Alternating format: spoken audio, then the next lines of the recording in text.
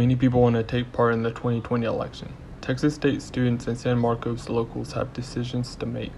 This election is very important to them and to the nation at large. That student, the same thing I would tell any voter. I mean, voting is a right that a lot of people fought to give, and a lot of voters cherish that right. So I would tell them it's something that's very important. It's how they choose who their representatives are, and that every vote counts.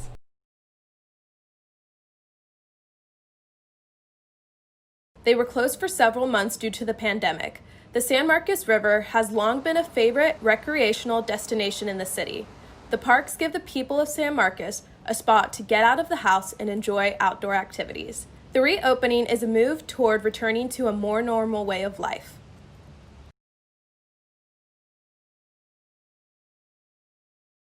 Polling places in Hays County include the Government Center off Wonder Roll Drive at Stagecoach and the Performing Arts Center at Texas State University. Polls will be open from 10 a.m. until 7 p.m. Tuesdays through Fridays, and from 7 a.m. to 7 p.m. on Saturdays. The Hays County government website has information if you need it. Click on the tab Elections. The voting ends on November 3rd.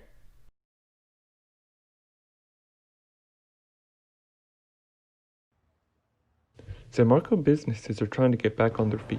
Some have been able to reopen, but there are regulations to follow. Bars in particular are facing a difficult situation. They now have to earn at least half of their income from food sales. We've been open, I guess, 3 weeks now.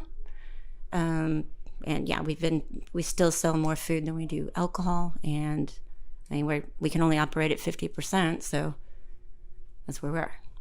Not many bar owners are as lucky. Other pubs will have to remain closed during the pandemic, leaving their staff unemployed or searching for a new line of work. I've got employees that need to work. I've got people that are going to college that depend on this to go to school. And we've been shut down almost 5 months out of this year by government decree. And we need to be open. Bars and restaurants that continue to do business must operate with reduced occupancy and promote social distancing. The goal is to keep everyone safe and at the same time stay in business. For Bobcat Update, I'm Nicholas Mumme.